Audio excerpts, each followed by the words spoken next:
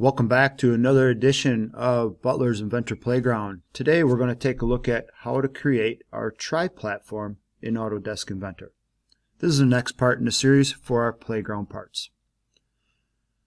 You can see that this kind of looks like an unfinished triangle or a square that has a corner cut off of it here. When we start this part, we're going to start at our origin and create this our origin here. We're going to draw a line over to the top, going straight up. This is going to be 46 inches. We're going to have another line come over to the side. This line here is 46 inches. See our dimension here. We're going to finish with a short line, which is 6 inches, this one here. Then we're going to start a new line at our origin, and we're going to come over 6 inches. That gets us to this endpoint here. And once we have this endpoint and this endpoint, we're just going to take and connect it to create this angled line. Then we'll extrude it 3 inches, and then we'll place these holes like we did on the main platform for the poles to go through. Let's take a look at how to create this part. We're going to go up to orange file in the top left hand corner. We're going to go down to new, and we're going to select standard.ipt and click create. Now, just like we did with our main platform, we're going to create this on the other view or the other plane. So I'm going to click 2D sketch, and instead of being on my XY plane, I want to select my XZ plane. So once my XZ plane is highlighted, I'm going to click to select that. And in my world view cube, you can see that my top is rotated going vertically. I'm going to use my little arrows up here at the top to rotate that view so that my top is correct reading. And I'm going to click top in my world view cube to zoom out a little bit. Okay. Now, once again, what is my plan of attack at how to create this part? I'm going to start at my origin. I'm going to go up 46, go to the right 46, and down 6.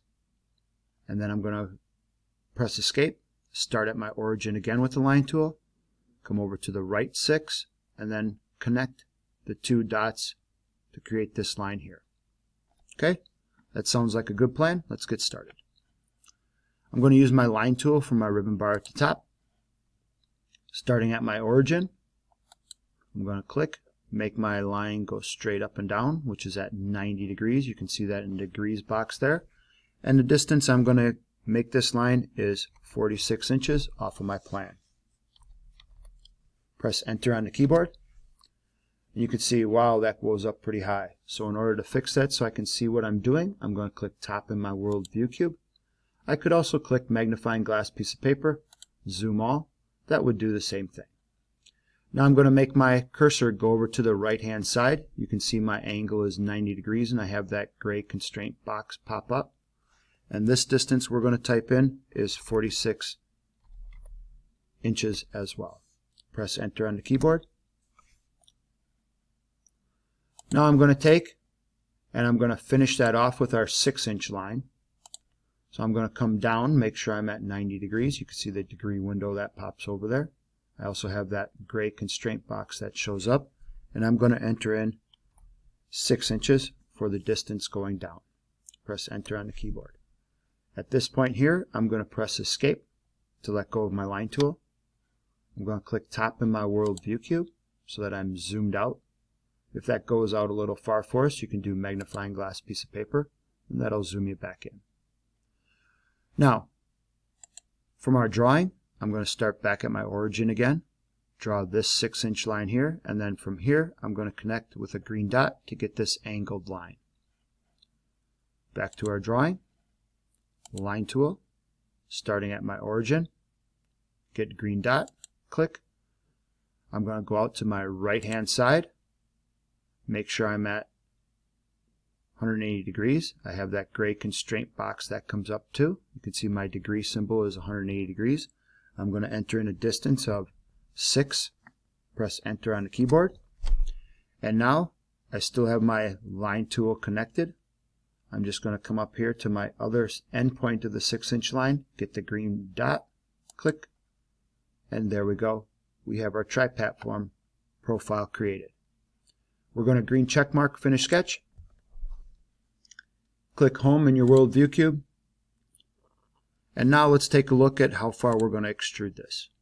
We're going to extrude it down, going 3 inches. You can see that in my front view right here. Back to my part. I'm going to take an extrude. I want to flip this so that the arrow tool is pointing down. And I'm going to change my distance to 3 inches. Click OK. Now we need those holes, don't we? If we take a look at our plan that's here, our multi-view drawing, I have a 4-inch diameter hole, and you can see that it's 4 inches in from the side and 4 inches in from the other side. And if you take a look at the note that's here, our holes are the same size and dimension from the edge. So this hole is also going to be 4 inches in diameter and 4 inches down from the side and 4 inches in from the side. And the same thing with this one. So let's get going on those holes. Remember, we use the point tool for creating holes. We're going to come up to the top, get our green plus mark with the drawing tool, our 2D sketch. We're going to place that on our top view right here. Okay, once again, if it goes off of our screen, magnifying glass piece of paper. Now we're going to go get that point tool. And we need one sort of up here in the top left corner, one in the right corner, and one in the bottom left corner. Now we have to add our dimensions. We're going to dimension from the left-hand side of our block to our point. Bring this dimension up. And this dimension is going to be 4 inches. And press Enter on the keyboard or the green check mark right here. We're going to click the top of our part and our point. Bring this dimension out to the side. This is also going to be 4 inches. And we're going to go around just like we did with our main platform and dimension these all at 4 inches. Click your side, click your point, 4 inches, and we have the last one to do down here. I'm going to click my bottom, click the point, bring this dimension out, enter in 4 inches in green check mark, click your side, click the point, bring that dimension down. This dimension is also 4 inches. Okay, once we have all those dimensions on there and the points located, we're going to green check mark finish sketch. And let's take a look at our drawing once again. Using our hole tool, we're going to have a diameter for our hole at 4 inches. And let's see how deep those holes go. From our note here, we can see that all holes are cut through all. Back at our part, let's find our hole tool from our modify section in our ribbon bar. Click hole. And all 4 of those holes should pop up and automatically select. If they do not, you may have to click the points for each one of these holes to make them highlight. We're going to take a look at our menu that's here. We want a simple hole with no seat. And already from the last one we did on the main platform, we have the through all icon selected, and that looks like a stack of pancakes with a fork in the middle of it. And we now need to enter our diameter. We're going to click and we're going to change the diameter to 4 inches. And click OK. Congratulations on creating your tri-platform. The next part we're going to take a look at in the next edition is going to be the monkey bars. Let's save this part first by going up to the top, orange file, down to Save As. Make sure you're in our H drive, first initial last name 000. And we're going to change the file name to tri-platform. Click Save. Once that saves, you're ready to move on to the next part in our playground series, the horizontal monkey bars.